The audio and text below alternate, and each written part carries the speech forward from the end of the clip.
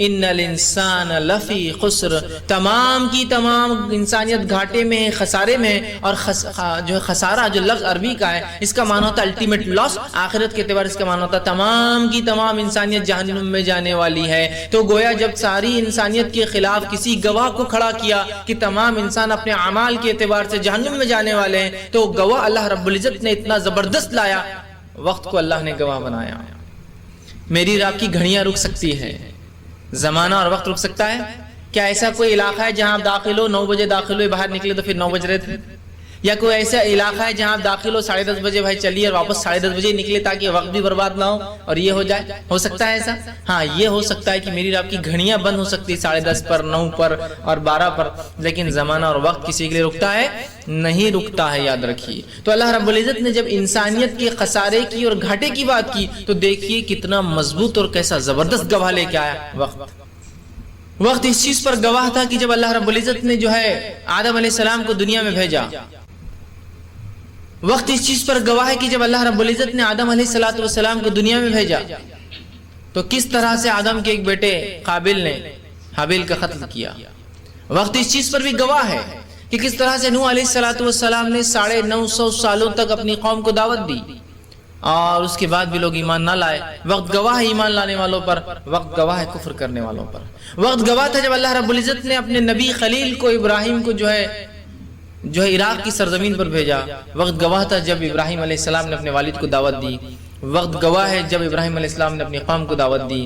وقت گواہ ہے جب ابراہیم علیہ السلام نے اپنے وقت کے بادشاہ کو دعوت دی۔ وقت گواہ ہے ایمان لانے والوں پر، وقت گواہ ہے کفر کرنے والوں پر۔ وقت گواہ ہے کہ موسیٰ علیہ السلام نے کس طرح سے خبتی قوم اور ان کے اس وقت کے بادشاہ فرعون کو دعوت دی لیکن اس نے انکار کیا۔ وقت فرعونیوں پر بھی گواہ ہے اور وقت بنی اسرائیل پر بھی گواہ ہے۔ اسی طرح وقت گواہ تھا جب عیسیٰ علیہ السلام دنیا میں آئے اور آپ نے لوگوں کو کتاب و سنت کی طرف آنے کی دعوت دی۔ اس زمانے کے مسلمان جو یہود تھے ان کو شریعت کی طرف آنے کی دعوت دی، کس طرح سے انہوں نے سازش کی، آپ کو قتل کرنے کا ارادہ کیا۔ وقت گواہ ہے ان یہودیوں پر بھی، وقت گواہ ہے ان حوارین پر بھی جو آپ پر جو ہے ایمان لائے۔ وقت گواہ ہے کہ کس طرح سے محمد صلی اللہ علیہ وسلم مکہ میں آئے، آپ نے مشرکین کو دعوت دی، کس طرح سے آپ کو مدینہ جانا پڑا، کیا کچھ تکلیفیں آپ نے اور آپ کے صحابہ نے نہ اٹھائی۔ وقت گواہ ہے ایمان لانے والوں پر، وقت گواہ ہے جنہوں نے کفر کیا۔ وقت گواہ ہے اس زمانے سے لے کر نبی اکرم صلی اللہ علیہ وسلم سے لے کر آج تک ہم تمام پر، اور وقت گواہی دے گا ہم سے لے کر قیامت تک ہر فرد کے اوپر۔ تو وقت یہ ایک ایسا مضبوط گواہ ہے کہ گھڑیاں رک سکتی ہے، یہ وقت رک نہیں سکتا، یاد رکھیے۔ یہ وقت گواہی دینے والا ہے کہ کس گھڑی انسان نے کیا کام کیا، لیکن افسوس کی بات ہے جس دین اور جس شریعت میں وقت کی اتنی اہمیت ہے کہ ان کا رب اپنی کتاب میں وقت کی قسم کھاتا ہے۔ دعوت اسلام کے لیے جن صورتوں کا اللہ رب العزت نے انتخاب کیا، ان میں اس صورت کو بھی انتخاب کیا جو کہ مکی دور کی ابتدائی صورت ہے۔ کہا والعصر، مشرکین مکہ کو آپ بتا دیجئے قسم ہے زمانے کی، قسم ہے گزرتے ہوئے وقت کی، یہ لوگ سمجھ جائے۔ بہرحال ابھی مشرکین کو تو ہم دعوت نہیں دے رہے ہیں، لیکن یہ قسم، یہ گواہی وقت کی ہم پر بھی اتنی ہی مضبوط ہے۔ والعصر، یہ زمانہ مجھ پر بھی اور آپ پر بھی اتنا ہی مضبوط گواہ ہے جتنا مضبوط تمام اقوام پر اور آنے والے لوگوں پر وہ ہونے والا ہے نا۔ اور وقت بڑی اہم چیز ہے، یاد رکھیے۔ سائنس یہ کہتی ہے، فزکس میں یہ کہا جاتا ہے کہ وقت بھی ایک اب ڈائمنشن ہے، 4th ڈائمنشن ہے۔ اس کو بھی ٹائم بول کے ایک ڈائمنشن ڈالا جاتا ہے۔ جو لوگ فزکس پڑھتے ہیں، طبیعیات، وہ جانتے ہیں۔ اسلام نے اس وقت کو، جس سائنس نے آج مانا کہ وقت ایک ڈائمنشن ہے، اس کی اہمیت ہے، اسلام نے 1450 سال پہلے کہہ دیا والعصر، قسم زمانے کی۔ مسلمانوں کے لیے وقت بہت اہمیت کا حامل ہے، یاد رکھیے۔ افسوس کی بات ہے کہ اس دین اور شریعت میں وقت بڑی اہمیت کا حامل ہے، لیکن مسلمان ایک ایسی قوم ہو چکی ہے جن کے پاس، ہمارے پاس وقت کی کوئی اہمیت نہیں ہے۔ اس بات کی گواہی میں دے سکتا ہوں کہ آج 3 گھنٹے تھیٹروں میں برباد کرنا، جس کو جانے اور آنے کے لیے اضافی اور 2 گھنٹے لگا لیجئے، 5 گھنٹے اگر ایک مسلمان نوجوان برباد کر سکتا پکچر دیکھنے میں، گویا یہ قوم وقت کی اہمیت کو نہیں جانتی ہے۔ جو نوجوان، جو امت کا سرمایہ ہوتا ہے، جو اپنی زندگی کے ایک اہم مرحلے اور ایک اہم وقت سے گزر رہا ہے، جوانی سے، اگر وہ 12 گھنٹے یا 8 گھنٹے کوئی کرکٹ میچ کھیلتا ہے تو یہ گواہی دی جاتی ہے کہ ہاں اس امت کے اس وقت کی اہمیت نہیں ہے۔ ایسے سپورٹس کھیلنا جن سپورٹس میں بہت مختصر وقت میں انسان کی جسمانی کثرت بھی ہو جائے، ذہنی بھی جو ہے صلاحیت ہے اس کے نکھر کے آئے، ٹھیک ہے، ہو سکتا ہے۔ اسلام کھیل کود کے خلاف نہیں، لیکن ایسے کھیل کود کے خلاف ہے جو آپ کا وقت برباد کر رہا ہے، آپ کے فرائض روزوں میں اڑ بنتا ہے، آپ کی نمازوں میں اڑ بنتا ہے۔ ویسا تو نہیں کوئی ایسا گیم جس میں 45 منٹ 50 منٹ 1.5 گھنٹہ 1 گھنٹہ بہت ہو گیا، آدمی وہ ہو جائے، جسمانی کثرت بھی ہو جائے، ہے نا. لیکن آج 12 10 گھنٹے برباد ہوتے ہیں، جس کی سیریز میں پتہ نہیں کتنے دن انسان برباد کر رہا ہے. اس کے علاوہ نکڑوں پر جو نوجوانوں کی بھرمار ہماری نظر آتی ہے، ٹھیلوں پر، میلوں میں یا چوراہوں پر جس انداز سے نوجوان کھڑا ہوتا ہے، یہ انداز بتاتا ہے کہ ہم اپنے وقت کو برباد کر رہے ہیں. یہ مسلم محلے ہیں جن کے اندر ہوٹلیں بھری ہے، ہوٹلوں کے مالکان کو ہوٹلوں میں بیٹھے ہوئے نوجوان کو ہر 15-20 منٹ کو ہٹانا پڑ رہا ہے کہ جاؤ، اتنے زیادہ ہے. جو کہ قوم اقلیت میں بستی اس ملک میں، وہیں اکثریت بسنے والی قوموں کے علاقے میں جائیے جو تعداد میں ہم سے زیادہ ہے، لیکن ان کے ہوٹلوں میں انویٹیشن دیا جا رہا ہے کہ خالی ہوٹلیں آ کر بیٹھ جائے تو زیادہ فائدہ ہوگا. یہاں حال یہ ہے کہ ہوٹلوں کی بھرمار، پان ٹپریوں کی بھرمار ہونے کے بعد ان کو نکالا جا رہا ہے، اور وہاں موجود نہیں ہے لوگ بیٹھنے کے لیے کہ 10 منٹ بیٹھے، 5 منٹ بیٹھے، کام ہو اور چلتے بنے. اس لیے کہ اس قوم کو فرصت نہیں ہے، اس لیے کہ اس نے وقت کی ہمیں جان لی ہے. اسی لیے میں گواہی دے رہا ہوں کہ ہاں ہم وقت کو برباد کر رہے ہیں. اس دین اور شریعت میں وقت کی اتنی اہمیت ہے، اندازہ لگائیے اگر میں بہت زیادہ بھی مصروف ہوں، کتنا بھی مصروف ہوں، تو کیا میں ظہر کی نماز ابھی پڑھ سکتا ہوں کہ چلو جلدی سے پڑھ کے چلے جائیں گے، کیونکہ اس کا ایک وقت ہے. اگر میں ظہر کے بعد کتنا بھی مصروف ہوں تو عصر کا ایک وقت ہے. سفر ہونا، اس میں جمع کرنا ایک الگ چیز ہے، عام حالت کی بات کر رہا ہوں. اسی طرح مغرب کا ایک وقت ہے، عشاء کا ایک وقت ہے. فجر میں یار بہت جان پہ آتا اٹھنا، اس لیے فجر عشاء میں پڑھ لوں، ایسا ہو سکتا ہے نہیں، اس کا ایک وقت ہے. اسی طرح زکوٰۃ دینے کا ایک وقت ہے، سال میں 355 دن جب گزر جاتے ہیں قمری مون کے حساب سے اسلام کی کیلنڈر چلتا ہے تو ہم کو زکوٰۃ دینا ہے. حج کا ایک وقت ہے، جب میرے پاس 2 مہینے پہلے ذی الحجہ میں پیسے نہیں تھے، آج پیسے آ گئے تو کیا آج حج کر سکتا ہوں میں اس سفر کے مہینے میں؟ نہیں کر سکتا ہوں. تو حج کا ایک وقت ہے. اسی طرح جو ہے روزے جو ہوتے ہیں، فرض روزوں کا ایک وقت ہے کہ رمضان کا ایک مہینہ آتا ہے، جب اس کی ایک رات آتی ہے جب سے روزے شروع ہوتے ہیں، پھر وہ ایک رات آتی ہے جب روزے ختم ہو جاتے ہیں، عید منا لیتے ہیں ہم لوگ. تو روزوں کا ایک وقت ہے نا. اور اس میں بھی نماز کے لیے اگر مسجد میں طے شدہ وقت ہے کہ ظہر 1:30 بجے ہے، اور آج کل تو الحمدللہ الیکٹرانک گھڑیاں ہیں، سیکنڈ سے چلتی ہیں، تو کیا 1:29 اور 30 سیکنڈ پہ جماعت کھڑے کرنے کو ہمت کر سکتا ہے؟ 1 جب 30 منٹ ہو جاتے ہیں اور 0 سیکنڈ ہوتے ہیں تو امام صاحب اٹھتے ہیں. تو جس دین اور شریعت میں وقت کی اتنی کڑی اہمیت ہے، اتنی سخت پابندیاں ہیں، اس دین کے ماننے والوں کے پاس افسوس کی بات وقت کی اہمیت کیسے وہ کھو بیٹھے ہیں وقت کی اہمیت، کہ گھنٹوں، دن، مہینے، سال ہا سال اپنے برباد کیے جا رہے ہیں مختلف چیزوں میں. نبی اکرم صلی اللہ علیہ وسلم نے اس بات کی وضاحت، اس کی تاکید پہلے ہی کر دی تھی. 5 چیزوں سے پہلے کر لو، اور اس نے فرمایا تھا خالی وقت کی اہمیت کو جان لو اس سے پہلے کہ تم پر مصروفیت آ جائے، اور زندگی کو غنیمت جان لو کہ اس سے پہلے تم پر موت آ جائے، ہے نا. 5 سے پہلے 5 میں 2 باتیں وقت کے تعلق سے ہیں. 40% باتیں وقت کی بتائی جا رہی ہیں. وقت کتنا اہم ہے اور ہم نے کتنا اس کو ضائع کیا ہے، اس بات سے پتہ چلتا ہے کہ مرنے والا انسان بھی اللہ رب العزت جس چیز کی التجا کرنے والا ہے وہ کیا معلوم آپ کو؟ وقت ہی ہے. مرنے والا انسان بھی جس چیز کی گزارش اپنے رب سے کرے گا، جو مہلت، جو چھوٹ مانگے گا، وقت کی ہے. اللہ رب العزت فرماتا ہے سورہ مومنون سورہ نمبر 23 آیت نمبر 99 اور 100 کے اندر فرماتا ہے حتی اذا جاء احدهم الموت قال رب ارجعوا لعلی اعمل صالحا فيما ترك كلا انه كلمة هو قائلها ومن ورائهم برزخ الى يوم يبعثون. کہ اللہ فرماتا ہے جب تم میں سے کسی ایک کی موت کا وقت قریب آتا ہے، حتی اذا جاء احدهم الموت قال، تو وہ کہتا ہے رب ارجعوا، اے اللہ مجھے تھوڑا سا وقت اور مہلت دی جائے تاکہ واپس دنیا میں جاؤں، لعلی اعمل صالحا فیما ترک، اور جو نیکیاں چھوڑ آیا تھا، اچھے کام چھوڑ آیا تھا، وہ کام کراؤں. تو مرنے والا بھی کس چیز کی گزارش کرنے والا ہے؟ تھوڑے سے وقت کی. کلا، جواب آئیں گا اللہ رب العزت کی طرف سے، ہرگز نہیں، یہ موقع تمہیں نہیں دیا جانے والا ہے. انہو کلمۃ ہوا قائلھا، ایسا زبردست خاکہ اور ایسی زبردست تصویر انسانی فطرت کی کھینچیے. کلا انہو کلمۃ ہوا قائلھا، یہ تو ایک جملہ تھا جس کو ادا کرنے کا تو پابند ہو چکا تھا، قائل ہو چکا تھا، ہے نا. دنیا میں ایگزام آ گئے، یہ سیمسٹر نہیں پڑھ سکا، اگلے سیمسٹر بہت اچھا پڑھوں گا. بزنس میں یہ سیزن میں مال نہیں لایا، اگلا سیزن بہت محنت کروں گا.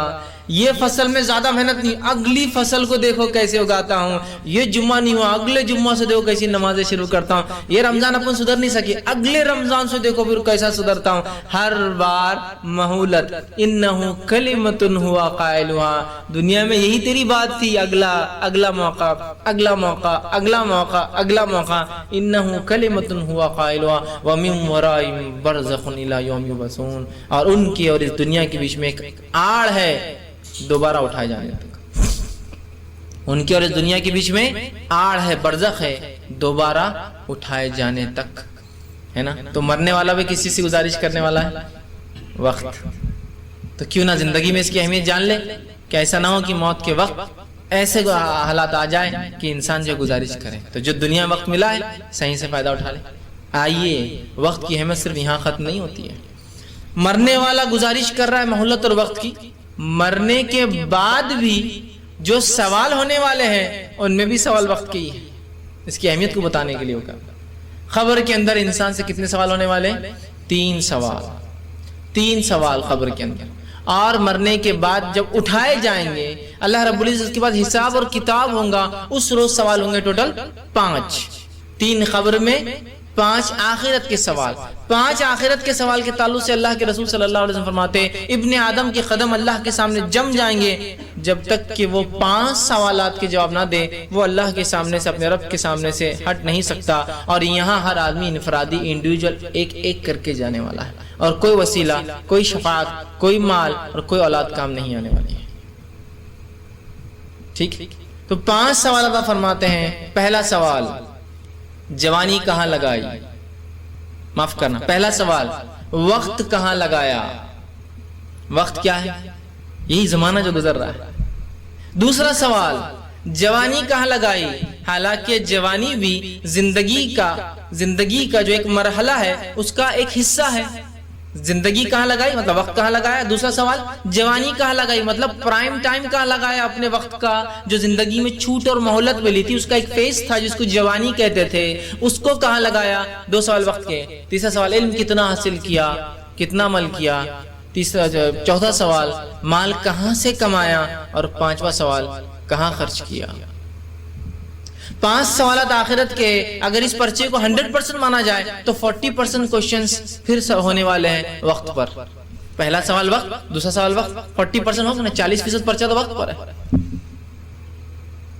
اور خبر کے 3 سوال، آخرت کے 5 سوال، ٹوٹل 8 سوال۔ 8 سوال کے 8 سوال پورے لیک، پرچہ پورا لیک۔ رب کون ہے، نبی کون ہے، دین کیا تھا، لیک سب بتائیں۔ 5 سوال بالکل بتا دیے گئے نا، چھپے ہوئے نہیں۔ جو پرچہ مکمل لیک ہو اس کے بعد بھی کوئی کینڈیڈیٹ فیل ہو جائے تو اس سے بدتر کوئی شخص نہیں ہو سکتا۔ اسی لیے آخرت کے امتحان میں ری ایگزامینیشن نہیں ہے، کیونکہ پیپر بھی بتا دیا گیا، سوال بھی بتا دیے گئے، جواب بھی بتا دیے گئے، اس کے بعد ناکامی کا سوال ہی نہیں اٹھتا ہے، فیلئر کا کوئی سوال ہی نہیں اٹھتا، ایٹی کوئی سوال ہی نہیں، چانس کا کوئی سوال ہی نہیں۔ تو کتنا بدنصیب ہے وہ نوجوان، وہ شخص جس کو امتحان کا پورا پرچہ بتایا جائے، اس کے بعد بھی سوال اور جواب دیے جائے، اس کے بعد بھی فیل ہو جائے، اور سوال اور جواب وہی بتائے جو پرچہ سیٹ کرنے والا ہو، اور اس کے بعد بھی فیل ہو تو اس کو چانس دینا صحیح بات ہے، نہیں دینا چاہیے ایسے انسان کو چانس۔ تو آخرت میں بھی 5 میں سے 2 سوال کس چیز کے ہیں؟ وقت والا۔ یہی تو بتایا جا رہا وقت کی اہمیت۔ اس کے بعد وقت کی اہمیت کے مراحل ابھی ختم نہیں ہوئے۔ جہنمی تو پچھتائیں گے وقت کو غلط جگہ لگانے کے اوپر، لیکن آپ کو پتا ہے حدیث میں آتا ہے جنت میں بھی جنتی کو ایک پچھتاوا ہونے والا ہے۔ پھر سے سنیے، حدیث میں آتا ہے جنتی کو بھی جنت میں ایک چیز کا پچھتاوا ہونے والا ہے۔ جنت میں اگر کسی چیز کا پچھتاوا ہے تو وہ چیز کتنی اہم ہو سکتی ہے، اندازہ لگایا جا سکتا ہے۔ جنت الٹیمیٹ گول ہے کہ مومن کا وہاں جانا چاہتا ہے، چاہے جس بھی درجے کی مل جائے، ہے نا، چاہے وہ دروازے کی بازو والا ہی سب سے چھوٹا حصہ بھی مل جائے، ہے نا، جیسا کہ الفاظ آتے ہیں صحیح مسلم کی روایت میں کہ آخری شخص جو جنت میں جائیں گا وہ دروازے پہ آنے کی مانگ کرے گا اور کہیں گا اللہ بس وہ دروازے کے بازو تھوڑی سی جگہ دے دو پھر میرے کو، وہ بھی چل جائیں گا، ہے نا، تو وہ بھی الٹیمیٹ سکسیس، کامیابی ہوں گی۔ وہ شخص جو جنت کے دروازے کے بازو کی بات کر رہا ہے کہ وہ بھی مل جائے تو اس کے لیے وہ کامیابی ہو جائیں گے اس وقت، تو آپ دیکھیے، اندازہ لگائیے، اس جنت میں جانے کے بعد بھی ایک چیز کا پچھتاوا ہے۔ وہ کیا پچھتاوا؟ حدیث میں الفاظ ہیں جب جنتی جنت میں داخل ہوں گے، اور جب جنت میں داخل ہونے والے لوگ جنتیوں کے مقامات دیکھیں گے، درجات. جنتیوں کے مقامات سمجھتے ہیں آپ؟ درجات. اور جنت کے درجے اونچے ہیں اور جہنم کے درجے نچلے ہیں. تو جب جنت کے اونچے درجات کو دیکھیں گے جنتی لوگ تو جنت میں جانے والا شخص کہیں گا ہائے افسوس. جو درجات ہوں گے نا, اور ایک درجے سے دوسرا درجہ, ایک طبقے جنتیوں کا دوسرا طبقہ, زمین و آسمان کے بیچ کا فاصلہ ہوگا. دنیا میں بھی ہم ایسے بولتے ہیں نا, اور کیا بلڈنگ کھڑے کر دی انہوں نے اونچی. تو اونچائی سے انسان کی عظمت, اہمیت, اثر, رسوخ, مال و دولت کیا سمجھ میں آتا ہے نا انسان کو. کیا بلڈنگ بنا دی, 4 مالے کی, 10 مالے کی, 50 مالے کی بلڈنگ ہے نا. اور جہاں بھی آپ دوسرے ملک جاتے رہے وہ کیا ملک ہے, اس میں تو 100 مالے کی بلڈنگ ہے. تو کہا اونچائی اچھا ہے نا. اور جتنا اونچا رہے ہے نا اتنا اہم مانا جاتا ہے. یہ بات ہے. یہ الگ بات ہے کہ ہمارے علاقوں میں لفٹ نہیں بلکہ اونچا ہم نہیں رہتے ہیں, لیکن جو لوگ شہروں میں رہتے ہیں انہیں پتا ہے جتنا اونچا اتنے مہنگے فلیٹس ہوتے ہیں اور اتنی سہولتیں وہاں تک پہنچائی جاتی ہیں. ٹاپ فلیٹ سب سے کاسٹلی ہوتا ہے جو چھت پر ہوتا ہے. تو اونچائی کو ہم سمجھتے ہیں نا, تو ہاں یہ انسانی فطرت ہے. جنت بھی اونچی. تو ایک طبقے سے, ایک فلیٹ سے دوسرا فلیٹ سمجھ لیجیے مثال کے طور پہ, ایک فلور سے دوسرا فلور, آسمان اور زمین کے بیچ کا فاصلہ ہے. صرف شہداء کے بارے میں حدیث میں آتا ہے کہ شہداء کے 100 درجے, 100 درجے, اور ہر درجہ ایک سے لے کر دوسرا زمین و آسمان کے بیچ کا فاصلہ ہے. سمجھ رہے ہیں؟ کتنی اہم بات بتائی جا رہی ہے, کتنی اہم بات بتائی جا رہی ہے. تو جب درجات کو دیکھیں گے تو کہیں گے ہائے افسوس, دنیا میں وہ وقت جو میں نے فلاں کام میں برباد کیا تھا, اگر صحیح جگہ لگاتا, اللہ کے ذکر میں لگاتا, تو شاید میرا ایک درجہ بلند ہو جاتا. شاید ایک درجہ بلند, ایک درجہ بلند مطلب زمین و آسمان کے برابر میں اونچا ہو جاتا ہے ایک اس میں. تو جنتی بھی جس ایک چیز کا پچھتاوا کرنے والے وہ کیا معلوم, وقت. کتنی اہم چیز ہے نا وقت. لیکن افسوس کی بات ہے ہمارے لیے تو سب سے آسان چیز ہے گوانے کے لیے وقت. بہت سے لوگ تو ایسے ہمارے معاشرے میں کہ ٹائم پاس چاہیے ان کو, مطلب ٹائم پاس نہیں ہو رہا ہے, گزر نہیں رہا ہے ان سے بیچاروں سے, اللہ رحم کرے. تو کچھ لوگ سونے میں ٹائم پاس کرتے ہیں, سونے میں. اور زیادہ سونے والوں کو تو میں بار بار کہتا ہوں ان کا تو بڑا عجیب معاملہ ہے. دنیا کی زندگی جو ملی ہے اس میں سے ویسے بھی 8 گھنٹے, 6 سے 8 گھنٹے انسان سونے میں لگاتا ہے, جو کہ 24 گھنٹے کے اعتبار سے 8 گھنٹے اگر انسان سوتا ہے اور اگر 60 سال جیتا ہے تو 20 سال سونے میں لگاتا ہے, بچتے ہیں 40 سال صرف. اور اگر کوئی انسان اس میں بھی ایکسس چلے جائے ہے نا, رات میں 9 بجے سو رہے اور صبح 9 بجے اٹھ رہے, تو گویا آدھی زندگی یہ سونے میں ڈالتا ہے. 12 گھنٹے سوتا ہے نا, اور اگر 12 گھنٹے سونے کو نہیں ملا تو آج نیند نہیں ہوئی یار برابر, تو دوپہر میں اور سو جاتا 2-3 گھنٹے. تو کہا 12 گھنٹے اور 3 گھنٹے 15 گھنٹے سوتا ہے بیچارہ. اب اس کے پاس کیا بچتا ہے پھر زندگی جینے کے لیے, کیوں دنیا میں آیا ہو. حالانکہ اگر دنیا کی حقیقت ہم جان لیں تو مرنے کے بعد خبر میں کیا ہے معلوم آپ کو, سونا ہی سونا ہے. الٹیمیٹ سونا سونا سونا سونا, آخرت تک سونا ہے. نیکوکار ہوں گے تو اطمینان سے سو رہے ہیں, جو کہ ایسی عیش اور عشرت میں جو 7 سٹار 17 سٹار اور 107 سٹار اور 1007 سٹار ہوٹل بھی نہیں دے سکتی آپ کو, اتنے آرام سے سو رہے ہیں. لیکن اگر تکلیف ہے تو پھر تو بہت مشکل ہو گئی. 60 سال کی زندگی نے اثر ڈال دیا غلط تو پھر تو بہت مشکل ہے. قیامت تک رونا اور رونا, اور رونے کی تکلیف میں جو 3rd ڈگری اور 38th ڈگری پنشمنٹ اور 303 ڈگری اور 3003 ڈگری سے بھی زیادہ ہو جائے گا, بہت خطرناک ہے. سونا ہی تو سونا تو ہے ہی نا, مطلب مسئلہ سونے میں کہاں نہیں ہے. جنت میں جا کے بھی آرام ہی کرنا ہے, کچھ بھی کام نہیں ہے نا. تو پھر تھوڑی سی زندگی کو ہم سمجھ کیوں نہیں پا رہے, اس وقت کی اہمیت کیوں نہیں سمجھ پا رہے. اور ایک بات یاد رکھیں, جس قوم نے وقت کی اہمیت جانی, جس سماج نے وقت کی اہمیت جانی, جن لوگوں نے وقت کی اہمیت جانی, وہ دنیا میں بھی سرخرو ہوئے. دنیا میں سرخرو ہوئے. ایمانی کیفیت چھوڑ دیجئے, میں ابھی ایمان کی بات نہیں کر رہا ہوں. جو لوگ وقت کی اہمیت جان کر ایمان لائے, نہیں, جس بھی قوم نے وقت کی اہمیت جانی, چاہے مسلمان ہو غیر مسلم ہو, وہ دنیا میں سرخرو ہوئی, دنیا میں کامیاب کہلائی. اور جن قوموں نے دنیا میں وقت کی اہمیت نہیں جانی وہ دنیا میں تو بدحال ہوئی. آخرت کا ایک الگ مسئلہ ہے, وہ ہم ڈسکس نہیں کر رہے, ایمانی کیفیت کی بات نہیں ہو رہی ہے, دنیا کی حالت. جس قوم نے وقت کی اہمیت جانی ہے نہیں, یورپ اور امریکہ کیا ملک تھے, یہ خانہ بدوش لوگوں کے علاقے تھے. آج بھی یورپ اور امریکہ انسانی رہائش کے علاقے نہیں ہیں, وہاں آبادیاں بڑھ نہیں سکتی انسانی. جس طرح سے ہندوستان اور چائنا کا حال ہے, یہاں آبادی کو نیچرل گروتھ کو فل چانسز ہے. موسم اس طرح سے بنا ہوا ہے, 3 موسم فرسٹ کلاس, بارش ہوتی ہے 4 مہینے, سردی ہوتی ہے 4 مہینے, گرمی ہوتی ہے 4 مہینے, انسانی نسلیں بڑھتی ہیں یہاں. وہ تو علاقے میں نہیں انسانی نسلوں کے بڑھنے والے, برف گرتی تو 8-8 مہینے برف گر رہی ہے صرف, انسانی نسلیں نہیں بڑھ سکتی ایسے علاقوں. اس کے باوجود بھی جب اپنے وقت کی اہمیت جانی, سائنس اور ٹیکنالوجی میں دنیا کی اہمیت جانی، اس کا مطلب وقت کی اہمیت جانی. آگے نکل گئے، دنیا جا کر ان سے سیکھ کر آ رہے ٹائم مینجمنٹ کیسا ہونا چاہیے، وقت کا صحیح استعمال، کم وقت میں زیادہ کام کیسے کوئی قوم کر پاتی ہے نا. دیکھیے آپ ان کی مثال، وقت کی اہمیت جان لی انہوں نے، چاہے کسی بھی فیلڈ میں ہو. آج اگر آپ کو انڈیا میں تجارت کرنا ہے تو شاپیک لائسنس بنانے کو آپ کو 15 دن لگتے ہیں. نہ اس قوم نے وقت کی اہمیت جانی، نہ سماج سمجھتا ہے، چاہے مسلمان ہو غیر مسلم ہو، وقت کی اہمیت نہیں جانی. شاپیک بنانے 15 دن، اکاؤنٹ کھولنے 10 دن، ویریفیکیشن کو 5 دن، اس میں بھی یہ ہو رہا اور وہ ہو رہا ہے. آپ کو پتا ہے یورپ اور امریکہ میں اگر آپ کسی بزنس کو چالو کرنا چاہتے ہیں، ایک صاحب مجھے بتانے لگے کہ میرا ایک بزنس جو ہے، میری نوکری چھوٹ گئی جاب، جس دن میری جاب چھوٹی تو میں نے اسی دن اپنا بزنس چالو کیا. میں نے کہا بڑی تعجب کی بات ہے، آپ نے جس دن نوکری چھوڑی اسی دن جاب آپ کا بزنس چالو. کہاں؟ جب مجھے نوکری سے نکالا گیا وہاں سے نکلا اور with in 4 hours my business was on line. میں 4 گھنٹے میں آن لائن تھا. میرا کریڈٹ کارڈ ریڈی تھا، میرا ڈیبٹ کارڈ ریڈی تھا، میری چیک بک میرے پاس تھی، میرے پاس ایک ویلڈ لائسنس تھا بزنس کرنے کا. 4 گھنٹے میں صرف انہوں نے اپلائی کیا آن لائن اور 4 hour کے اندر بینک سے ان کو passbook, cheque, credit card, debit card آ چکا تھا. اور ود ان 4 hours جس دن میری جاب چھوٹی اسی دن دوپہر تک میں بزنس میں آن لائن تھا. وقت کی اہمیت جان لی اس قوم نے کہ اسے پتا ہے کہ ایک آدمی جب جاب چلی جاتی ہے ایسے ملک میں جہاں ہر روز گزارے کے لیے کم از کم اس کو 50 پاؤنڈ کی ضرورت ہے، کمانا بڑا اہم ہوتا ہے، تو ظاہر سی بات ہے بزنسز بھی اتنے فاسٹ ہے کہ آپ کو 4 گھنٹے میں آن لائن لا کر آپ کا بزنس کھڑے کر دیں. سمجھ رہے بات؟ قوموں نے وقت کی اہمیت جان لی ہے. افسوس کی بات ہے مسلمان وقت کی اہمیت نہیں سمجھ رہا ہے. ہم وہی پتہ نہیں کس زمانے میں گزر رہے ہیں. میں بابا آدم کا زمانہ بھی نہیں کہہ سکتا، اس لیے کہ آدم علیہ السلام بھی وقت کی اہمیت جانتے تھے، تو ان کی ایگزامپل میں نہیں دے سکتا. لیکن ایک مثال جو دی جاتی ہے، مطلب ایک ایسے زمانے میں جا رہے جہالت کے، جس جہالت میں ہم نے ایک بڑی اہم چیز، ایک بڑے اہم مرحلے کو بھول گئے، وہ ہے وقت. تو اللہ رب العزت جو ہے اس آیت میں قسم کھاتا ہے والعصر، قسم ہے زمانے کی. کہ مسلمانوں اس وقت کی اہمیت کو سمجھو، اے قوموں، اے انسانوں اس وقت کی اہمیت کو سمجھو. جو بہت قلیل وقت، اتنا کم وقت تمہیں 60-70 سال ملا ہے، اس کی اہمیت کو سمجھو. اور جب گزر جاتا ہے اس کی خصوصیت ہے لوٹ کر واپس نہیں آتا. اسی لیے اسے عصر کہا جاتا ہے. عربی زبان میں عصر کا معنی ہوتا ہے نکل جانا اور دوبارہ واپس نہ جا پانا. جس طرح سے نیمبو کو نچوڑ دیا جاتا ہے تو رس نکلنے کے بعد کیا رس واپس ڈال سکتے ہیں؟ نہیں، اسی کو کہتے ہیں عصر، واپس نہیں جا سکتا. دودھ، تھن سے دودھ نکال لیا گیا جانور کے، کیا آپ واپس ڈال سکتے تھن میں دودھ؟ نہیں، وہ نکل گیا، واپس نہیں جا سکتا. اسی طرح وقت چونکہ ہاتھ میں رکتا نہیں، نکل جاتا ہے، گزر جاتا ہے، اسے بھی عصر کہا جاتا ہے، گزر جاتا ہے. چاہے کتنا ہی افسوس کر لو کہ میں نے اپنی جوانی کہاں لگائی، واپس لا سکتا ہوں؟ کتنا ہی افسوس کر لوں کہ میری کالج اور اسکول کی لائف میں نے خراب کی، واپس لا سکتا ہوں؟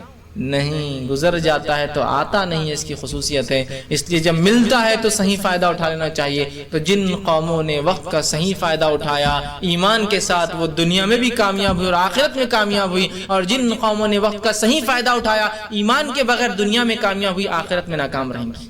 تو گویا وقت کا فائدہ اٹھانے والا کچھ نہ کچھ فائدہ ہی پا رہا ہے. جو قوموں نے ایمان نہ لائے لیکن وقت کو سمجھا، دنیا میں تو سرخرو ہو رہی ہے آج. اور جس نے ایمان کے ساتھ وقت کی اہمیت جانی وہ تو دونوں جگہ کامیاب. صحابہ اس کی جیتی جاگتی مثال، اور سلف صالحین اس کے بعد کے اسلاف کا ایک 4 صدیوں کی جو مثال میں لے سکتا ہوں کہ 4th سینچری اللہ کے رسول کے بعد 4تھی صدی مطلب 12ویں صدی تک مسلمانوں نے کیا کچھ دنیا میں کارنامے انجام نے دیے. ایسے ایسے کارنامے چونکہ انہوں نے ان کے رب کے طرف سے دیے گئے جو اپوائنٹڈ ایک اجل، ایک وقت، ایک گھڑی، ایک مہلت، ایک پیریڈ تھا، اس اجل، اس گھڑی کا صحیح فائدہ اٹھا لیا تھا کہ دنیا میں بھی سرخرو ہوئے، آخرت میں بھی انشاءاللہ العزیز وہ کامیاب نسلیں ہیں. سرخرو ہوئے، ایسے سرخرو ہوئے کہ سائنس اور ٹیکنالوجی میں ایسی ایجادات کی گئی، دنیا کے اندر جو کتاب و سنت کی سمجھ اور فقہ میں ایسی بہترین نمایاں اور شاہکار انہوں نے نکالے جس سے انسانیت کو دین پر عمل کرنے میں سہولت ہو اور دنیا کے اندر جینے میں سہولت ہو. دونوں میں کام کیے کہ وہ 4 صدیاں کتاب و سنت کے اعتبار سے سب سے بہترین لوگ تھے، اور وہی 4 صدیاں سائنس اور ٹیکنالوجی میں اتنے آگے تھے کہ دنیا کو یہ کہنا پڑا کہ یہ قوم اپنے وقت سے 1000 years آگے چلتی ہے، ایڈوانس چلتی ہے، 1000 سال آگے چلتی ہے، 1000 سال آگے چلتی ہے.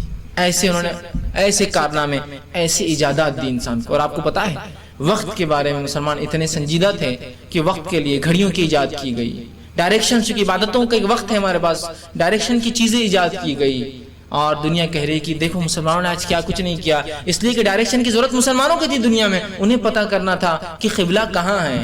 جب قبلہ کہاں ہے پتا کر سکے تو یہ بھی پتا کر سکے سمندروں میں سفر کیسے کیا جائے گا کہ گریس کہاں ہے اور یونان کہاں ہے اور امریکہ کہاں اور چائنا کہاں ہے، وہ بھی پتا، چونکہ آسان ہوگا، ڈائریکشن ایک بار پتا چل گئے، قبلہ کیسے پوائنٹڈ ہوتا ہے ہر چیز پتا چل گئی. ویسے قبلہ پوائنٹ آؤٹ کرنا ایک ٹف جاب ہے. قبلہ ایسٹ ویسٹ جو ہے اپنے کمپاس پہ نہیں چلتا ہے، جیسے میگنیٹ ہوتا ہے نا، وہ ہمیشہ ایک ڈائریکشن میں ہوتا ہے، قبلہ تو سینٹر میں ہے. جب کوئی سینٹر کا لوکیشن ڈیٹیکٹ کر سکتا ہے، کارنرز نہیں، تو ظاہر سی بات ہے وہ کوئی بھی ایریا ڈیٹیکٹ کر سکتا ہے. سفر آسان ہو گئے، ٹیکنالوجی ایوالو ہوئی، اس لیے کہ مسلمان حج کو ہر سال جاتے تھے. لہٰذا اگر سمرقند میں بھی ایک نئی چیز ایجاد ہوتی ہے، اگلے سال حج کے ذریعے وہ پہنچ جاتی ہے مکہ میں، مکہ سے نکل کے اسپین پہنچ جاتی ہے اگلے سال. 2 سال میں ٹیکنالوجی ادھر سے نکل کے دنیا کے وہ کونے پہنچ جاتی ہے.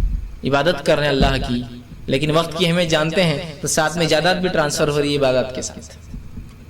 تو انہوں نے وقت کی اہمیت جان لی، وہ قوم سرخرو ہوئی. افسوس کی بات ہے کہ انہوں نے کیا کارنامہ انجام دی وہ آج ہمیں بھی نہیں پتا ہے، اس لیے کہ ہم وقت کی اہمیت کہاں جانتے ہیں. وقت کی اہمیت جانیں گے تو پتا چلے گا. جن لوگوں نے وقت کی اہمیت جانی سمجھا کیا کچھ کر دکھایا ہے نا. بہت سی بار لوگ بولتے ہیں یہ لوگ کیوں آگے ہیں، چلو ان کے بارے میں پڑھتے ہیں کیا کرتے ہیں یہ. تو میں کہوں گا ہمارے اسلاف نے ایسے کارنامے انجام دیے، وہ لوگ کیوں آگے تھے کبھی پڑھ کر دیکھیے. مسلمانوں نے ایسی اجازت کی ہے کہ ایک مثال دے کے انشاءاللہ آگے چلوں گا دوسری آیت کی طرف، کہ ڈیمز کی کنسٹرکشن کی ہے یورپ کے اندر، البانیہ ہے اور اس کے علاوہ بہت سارے اور علاقے جہاں مسلمان گئے. کچھ سال حکومت ابتدائی دور میں رہی، پھر ہٹ گئے، پھر بعد میں اور ہوئی. کچھ ڈیموں کی تعمیرات کی. ایسے ڈیم آج بھی موجود ہے یورپ میں اور شام کے اندر، جو تقریباً کم و بیش 1100 سال سے اپنی جگہ ہے اور آج بھی پانی سپلائی کرتے ہیں اور کھیتی باڑیاں ان سے ہوتی ہیں. آپ کو مثال دے سکتے ہیں مجھے ایسی کوئی ڈیم کی جو ہمارے جدید دور میں بنا ہو، جس کے بارے میں یہ نہ بتایا گا کہ 25 سال 30 سال اور 100 سال میں یہ بھر جائیں گا اور اس کے بعد یہ استعمال نہیں ہو سکتا ہے نا. ایسی وارننگ سے نہ پوری، یہ 25 سال میں بھر جائیں گا، وہ 100 سال میں ختم ہو جائیں گا.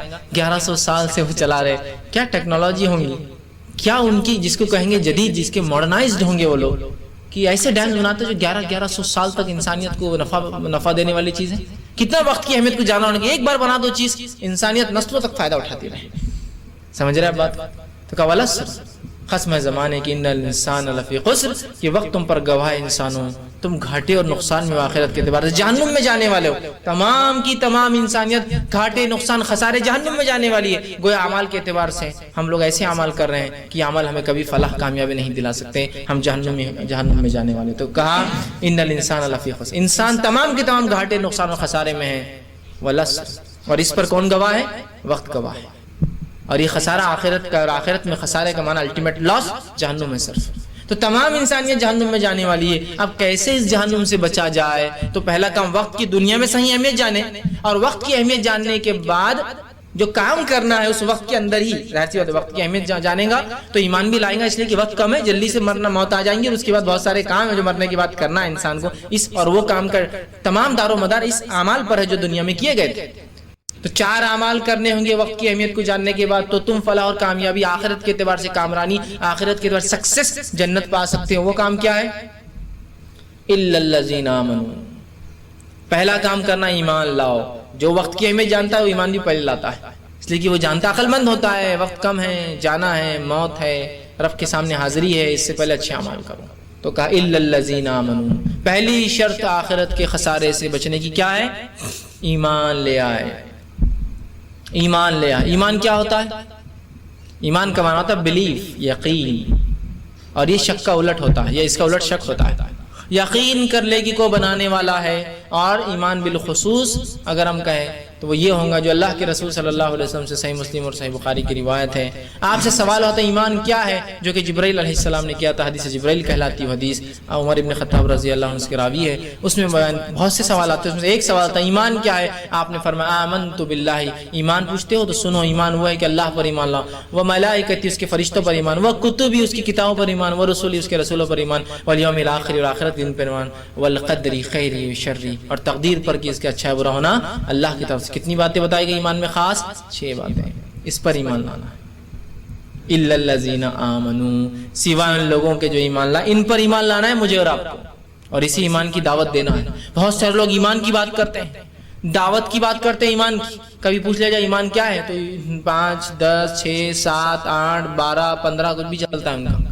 بات ایمان کی ہوتی ہے لیکن ایمان کیا ہے وہ پتہ نہیں ہوتا بیچاروں کو آخر تک. اللہ رحم کرے، جہالت کا یہ حال ہے. بات ایمان کی، ایمان کیا ہے نہیں بتا سکیں کبھی. تو پہلی شرط ایمان لائے 6 چیزوں پر، جیسے کہ ایمان لانے کا حق ہے. اتنی تفصیلات کا موقع نہیں ہے میرے پاس. اللہ پر ایمان مطلب یہ کہ اس کی توحید کو قبول کیا جائے، اس کے ساتھ شرک نہ کیا جائے. فرشتوں پر ایمان یہ کہ اللہ نے ایک ایسی مخلوق بنائی جس مخلوق کو مختلف کام اللہ نے دے رکھے ہیں، وہ مخلوق وہ کام کرتی ہے اور کبھی اللہ کی معصیت یا گناہ یا ناراضگی اللہ کو نہیں لاتی، یا اللہ کو کی جو ہے نافرمانی کبھی نہیں کرتی. یہ بات اس لیے کہہ رہا ہوں کہ بہت سے لوگ کہتے ہیں کہ ابلیس جو شیطان جو ہے وہ فرشتہ تھا، اس کے نافرمانی کیا، اس لیے وضاحت کر رہا ہوں، وہ نافرمانی نہیں کرتے، وَيَفْعَلُونَ مَا يُؤْمَرُونَ، جو اللہ حکم دیتا ہے وہ کر گزرتے ہیں فرشتے، نافرمانی نہیں کرتے۔ شیطان جو تھا، ابلیس جس کا نام ہے، وہ پہلا جن تھا۔ اس تعلق سے وضاحت اللہ رب العزت نے سورہ کہف سورہ نمبر 18 میں 50 میں دی، وَإِذْ قُلْنَا لِلْمَلَائِكَةِ اسْجُدُوا لِآدَمَ فَسَجَدُوا إِلَّا إِبْلِيسَ وَكَانَ مِنَ الْجِنِّ فَفَسَقَ عَنْ أَمْرِ رَبِّهِ، اور جب تیرے رب نے حکم دیا کہ فرشتوں کو جھک جاؤ آدم کے سامنے، تمام کے تمام جھک گئے، إِلَّا إِبْلِيسَ، سوائے ابلیس کے، وَكَانَ مِنَ الْجِنِّ، وہ جنوں میں سے تھا، فَفَسَقَ عَنْ أَمْرِ رَبِّهِ، اس نے اللہ کے رب کا یا اپنے رب کے حکم کو ٹال دیا۔ تیسرا، کتابوں پر ایمان۔ کتابوں پر ایمان یہ کہ اللہ رب العزت نے انسانیت کی ہدایت کے لیے کتابوں کا نزول کیا، چومنے، چاٹنے، خسمے کھانے، دفنانے، گاڑنے، لکھ کے لگانے کے لیے نہیں، اللہ نے ہدایت کے لیے اس سے ہدایت حاصل کی جائے، رہنمائی اور نور ہوتی ہے وہ کتابیں، یہ ایمان ہے، یاد رکھیے۔ اور جو حکم دیتی ہے اس پہ عمل کرنا، اسے روکتی ہے اسے رکنا ہے۔ اور اس کے بعد نبیوں پر ایمان کہ اللہ نے نبی بھیجے کہ اس کتاب پر کیسے عمل کیا جائے، وہ نبی کی زندگی، اس کی تفسیر ہوتی ہے اس کتاب کی۔ نبی صرف اس لیے نہیں ہوتا کہ نام نہاد ہم محمد رسول اللہ صرف کلمہ پڑھے، یا مختلف دور میں لوگوں نے جو کلمات پڑھے اپنے انبیاءوں کے، صرف اس لیے نہیں ہے کہ کلمے پڑھے جائے، اس لیے کہ اس کی زندگی کو اپنے لیے نمونہ بنایا جائے۔ ہم نے نبی اکرم صلی اللہ علیہ وسلم کلمہ تو پڑھا، لیکن آپ کی زندگی کو نمونہ نہیں بنایا، آپ کی زندگی کو بس وہ ایسا چون کر رکھ دینے والا معاملہ بنا دیا، عملاً تو کسی اور کے طریقے پہ ہم چل رہے ہیں۔ پانچویں آخرت پر ایمان کہ ہم مردہ تھے، اللہ نے ایک زندگی دی، پھر ایک موت ہے، اور پھر ایک زندگی، تو ایک زندگی ہے، حساب و کتاب ہے ہر انسان کو کیے کا بدلہ دیا جانے والا۔ اور چھٹا چیز تقدیر پر ایمان کہ اس کا اچھا یا برا ہونا اللہ کی طرف سے، اچھا کیا تو اللہ نے، برا کیا تو یہ صحابہ نے، اچھا کیا تو اللہ نے، برا کیا تو شیطان نے، نہیں، اچھا یا برا ہونا اللہ کی طرف سے ہے، یہ ہے تقدیر پر ایمان۔